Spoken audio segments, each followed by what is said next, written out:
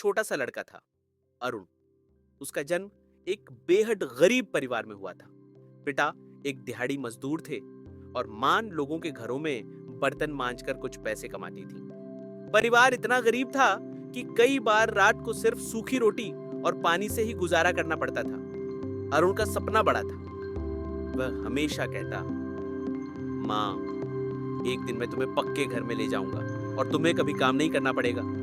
लेकिन सपने देखना आसान था, उन्हें पूरा करना कठिन। अरुण के पास पढ़ाई की किताबें तक नहीं थी। वह दूसरों से पुरानी किताबें लेकर पढ़ाई करता और स्ट्रीट लाइट के नीचे बैठकर रात रात भर पढ़ाई करता था। स्कूल जाते वक्त वह अखबार बांटता और छुट्टियों में चाय की दुकान पर काम करता। बहुत लोग उसका मजाक उड़ाते, अरे तू करोड़पति बनेगा, पहले अपने पैरों में ढंग की चप्पल तो पहन ले।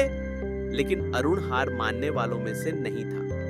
धीरे धीरे उसने अपनी पढ़ाई पूरी की और कॉलेज पहुंचा। कॉलेज की फीस भरने के लिए उसने कई छोटे मोटे काम किए। कभी रिक्शा चलाया, कभी होटलों में बर्तन धोए, कभी ट्यूशन पढ़ाया। अरुण के मन में एक ही विश्वास था, मेहनत करने वालों की हार कभी नहीं होती। कॉलेज के दौरान उसने कंप्यूटर और बिजनेस के बारे में सीखना शुरू किया।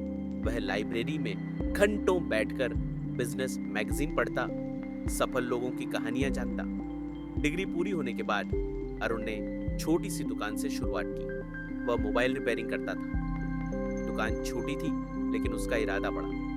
वह ग्राहकों से ईमानदारी से काम करता और धीरे धीरे उसका नाम फैलने लगा। कुछ सालों बाद उसने अपनी मोबाइल कंपनी शुरू की। उसने अपने गांव के बच्चों को भी काम पर रखा ताकि वे भी गरीबी से बाहर निकल सके।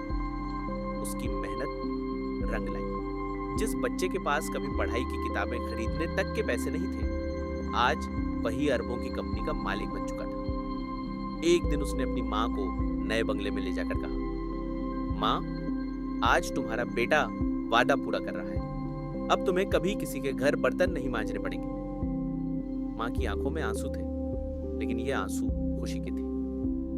कहानी का संदेश, अरुण की जिंदगी हमें सिखाती है कि हालात चाहे कितने भी कठिन क्यों न हो, अगर आपके अंदर मेहनत, लगन और ईमानदारी है तो कोई ताकत आपको सफलता पाने से रोक नहीं सकती। गरीबी कोई अभिशाप नहीं है, बल्कि एक चुनौती है, और चुनौतियों को जीतने वाले ही असली विजेता कहलाते हैं।